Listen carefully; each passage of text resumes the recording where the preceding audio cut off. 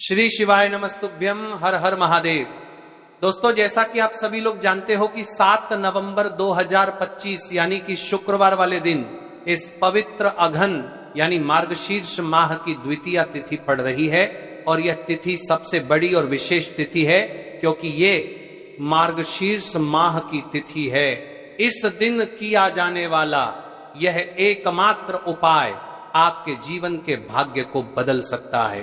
दोस्तों, 7 नवंबर 2025 शुक्रवार अगहन मार्गशीर्ष माह की द्वितीय तिथि, यह दिन इस माह का सर्वाधिक पवित्र और प्रभावशाली दिन माना जाता है।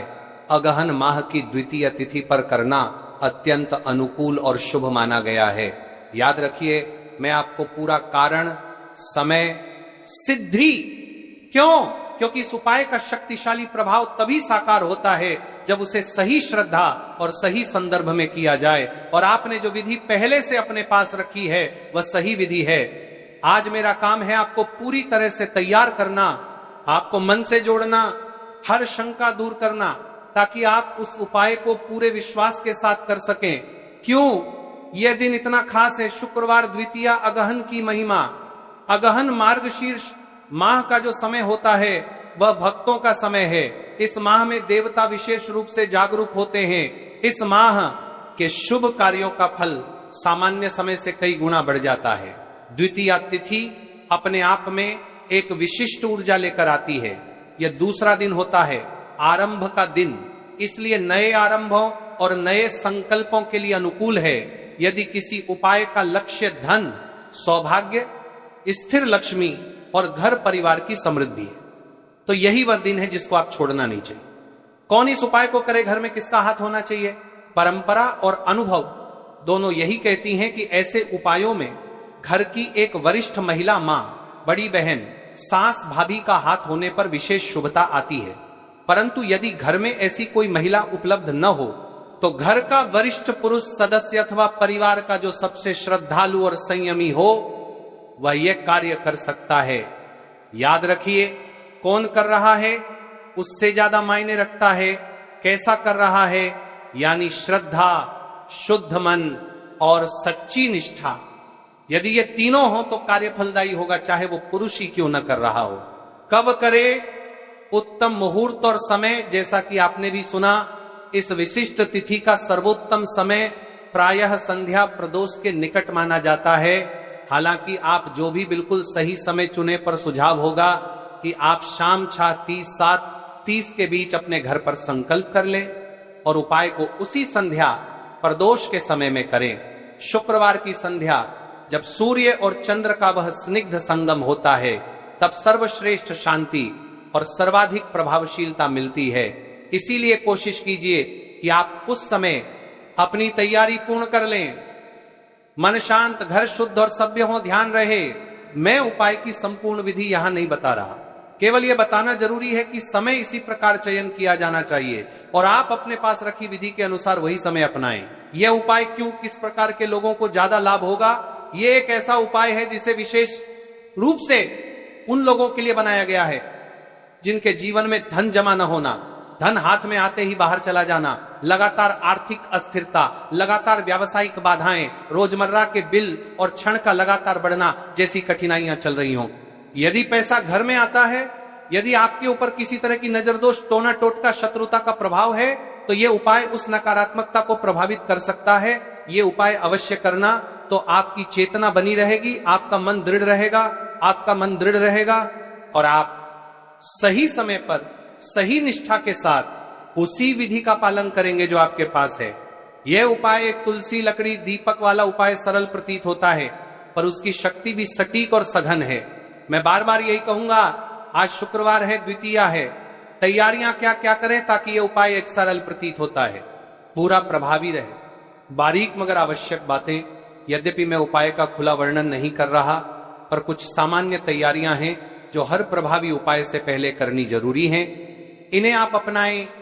नित्य स्नान और स्वच्छ वस्त्र, शाम को स्नान करके साफ वस्त्र पहने, सफेद, हल्के पीले या लाल के पारंपरिक वस्त्र उत्तम रहेंगे। आसन और चौकी का आयोजन, पूजा चौकी को ठीक से सजाएं, लाल कपड़ा, साफ प्लेट, थाली, दीपक स्थान बिना तकनीकी निर्देशों के ही सजावट रखें। घर की सफाई, घर के मुख्य द्वार और पूजा स्थल को विशेष रूप से स्वच्छ करें। झाड़ू पूछा कर लें और मन में निःकंठ इच्छा रखें। दान और परोपकार अगहन माह का महत्व दान में भी है। यदि संभव हो तो छोटे छोटे दान कर दें। भोजन, अनाज, पैसा या जरूरतमंदों का सहयोग दान से उपाय की शक्ति बढ़ती है। मन का संयम उपाय के पहले कुछ समय के लिए शक, शंका, तकरार और नकारात्मक बातें टाल दें। कोई बड़ा वाद विवाद शेष न रहे। मंत्र और जप की सूची। यदि आप मंत्र जाप करना चाहते हैं तो सरल मंत्र जैसे नमः शिवाय या ह्रीं श्री महालक्ष्मी नम का 11 या 21 या 108 का जाप रख सकते हैं, पर इसे भी आप अपनी मौजूदा विधि के अनुरूप रखें। ये संबंधित रुकावटों में सुधर, मिथुन कन्या, कामकाज, नौकरी और व्यवहारिक सफलता में लाभ ध्यान दें। यह सामान्यकृत संकेत हैं। व्यक्तिगत कुंडली के लिए विशेषज्ञ से परामर्श सर्वोत्तम है। बार बार याद दिलाना। आप क्यों बार बार ये सुनना चाहते हैं? आपने कहा उपाय को बार बार बोलते रहो और मैं बार बार कहूंगा ये उपाय अवश्य कीजिए। क्यों? क्योंकि अक्सर हम अच्छे इरादों से शुरुआत करते हैं पर व्यस्तताओं में भूल जाते हैं। बार बार सुनने से हमारा ध्यान और संकल्प मजबूत होता है।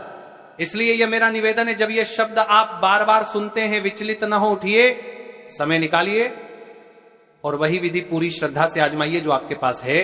तो चलिए महाराज जी, अब चलते हैं उस विशेष उपाय की तरफ जो आपको कल इस विशेष तिथि पर करना है। और इस विशेष पावन पर्व पर हम जिस उपाय की चर्चा करने जा रहे हैं वह अत्यंत ही दुर्लभ और शक्तिशाली है।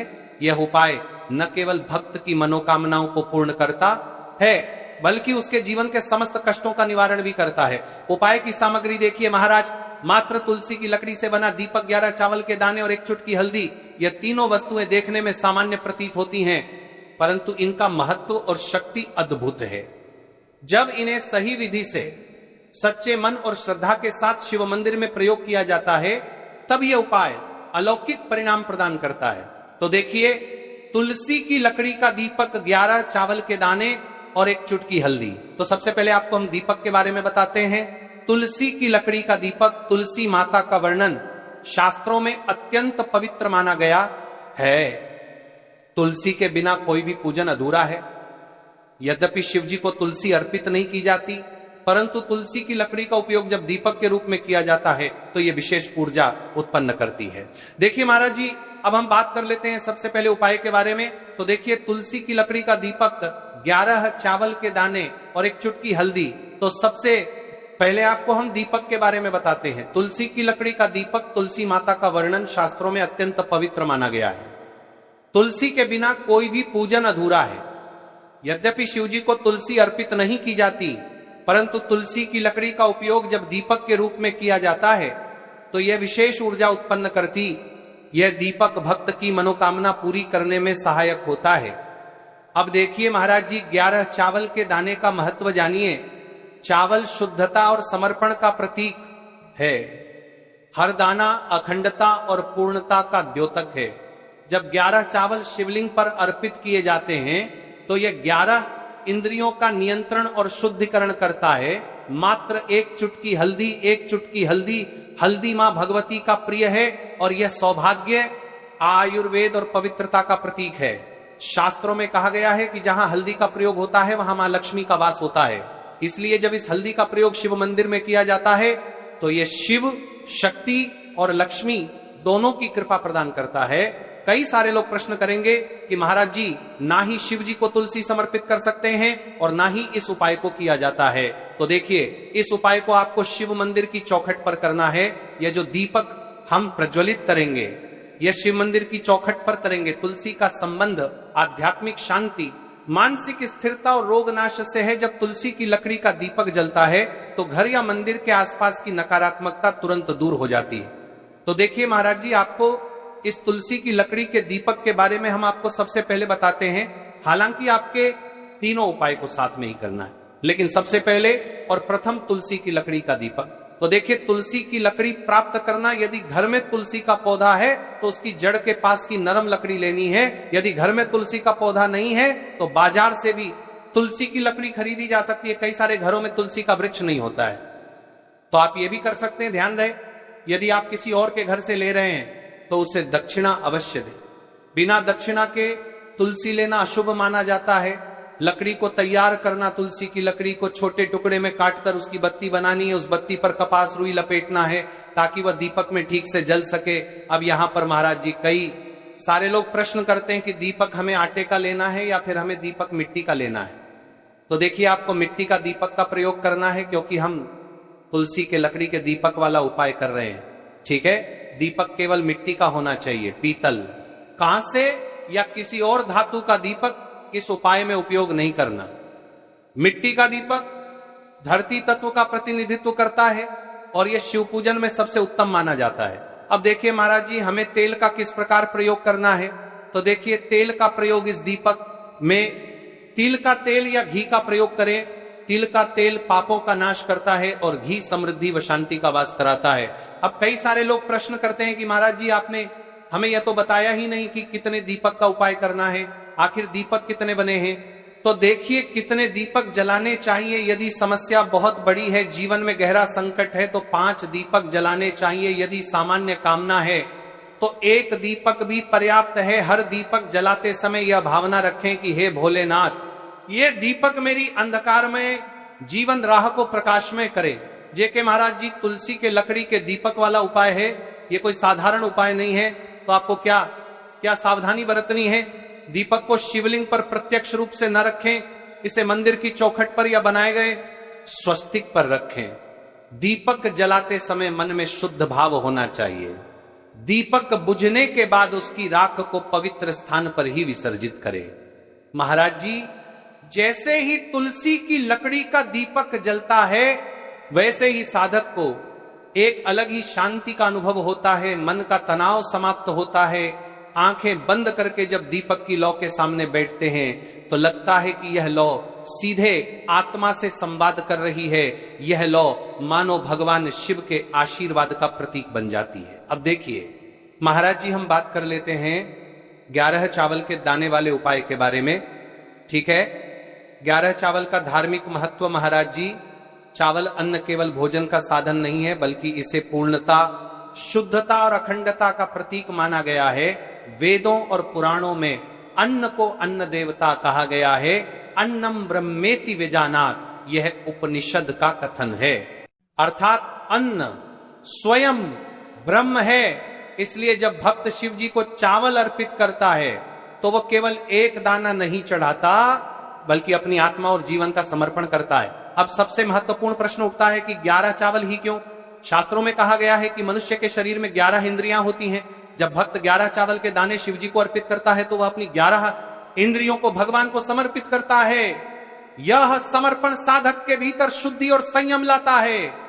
अब देखिए महाराज जी, चावला के दाने कहां से लेने हैं, कैसे लेने हैं, इस बात पर चर्चा कर लेते हैं। क्योंकि कई सारे लोगों को मन में यह भी प्रश्न रहता है।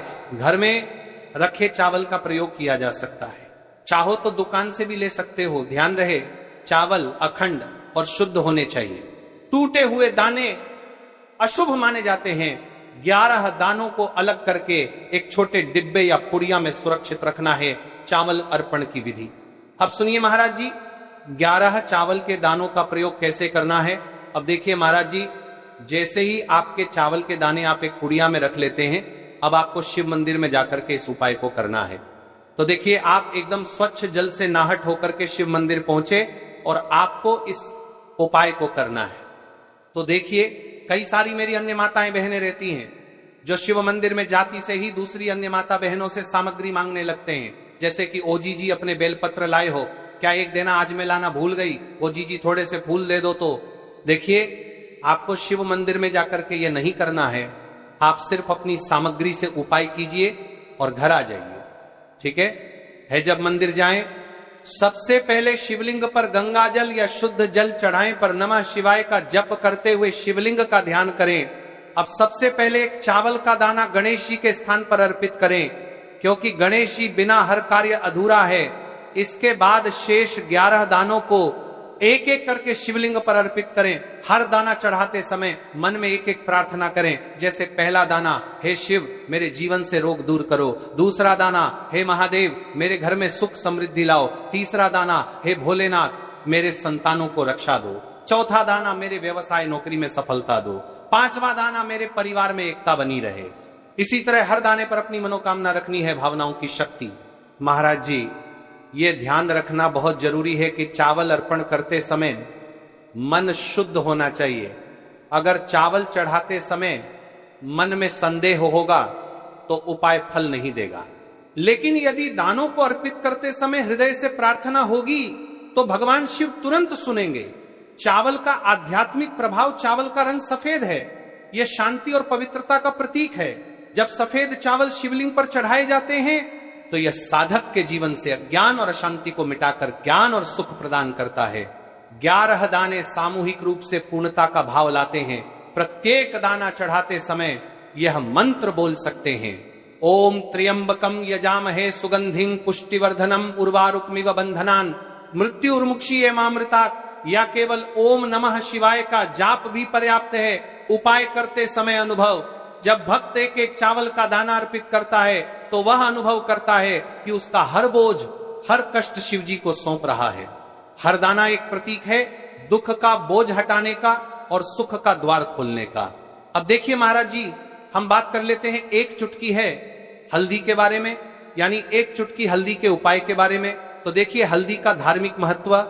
महाराज जी, हल्दी केवल रसोई की सामग्री नहीं है, यह भारतीय संस्कृति, आयुर्वेद और अध्यात्म तीनों का अभिन्न अंग है। हल्दी को संस्कृत में हरिद्रा कहा गया है। हरिद्रा शब्द का अर्थ है जो हर ले, रोग और अशुभता को दूर कर दे। शास्त्रों और पुराणों में हल्दी को मां लक्ष्मी का स्वरूप माना गया है। जहां हल्दी होती है वहां समृद्धि, सौभाग्य और सकारात्मक ऊर्जा का वास होता है। शादी ब्याह जैसे मंगल कार्यों में हल्दी का प्रयोग इसी कारण होता है। हल्दी को सर्वरोगनाशिनी कहा जाता है। यह शरीर की प्रतिरोधक क्षमता बढ़ाती है, मन को शुद्ध और शांत करती है और रोग शोक को दूर करती है। आध्यात्मिक दृष्टि से हल्दी साधक के आभा मंडल को स्वर्णिम प्रकाश से भर देती है। और जब कोई व्यक्ति इस हल्दी वाले उपाय को करता है तो उसके जीवन से परेशानियां भी समाप्त होती हैं और मनोकामना भी पूर्ण होती है। जो मनोकामना बड़े बड़े पूजा पाठे और व्यक्ति अनुष्ठान से पूर्ण नहीं होती, वह मंत्र इन उपायों से पूर्ण हो जाती है। क्यों केवल एक चुटकी हल्दी? अब प्रश्न उठता है, केवल एक चुटकी ही क्यों? एक चुटकी का अर्थ है संकल्प और विश्वास। उपाय में परिमाण नहीं बल्कि भावना देखी जाती है। छोटी सी मात्रा में भी हल्दी अपार शक्ति प्रदान करती है यदि उसे श्रद्धा से अर्पित किया जाए। उपाय का श्रेष्ठ समय, शास्त्रों में प्रत्येक उपाय का समय विशेष महत्व रखता है। इस दीपक और हल्दी चावल के उपाय को करने के 2 मुख्य समय बताए गए। देखिए महाराज जी, अब बात कर लेते हैं इन उपायों को आपको एक साथ में करना है और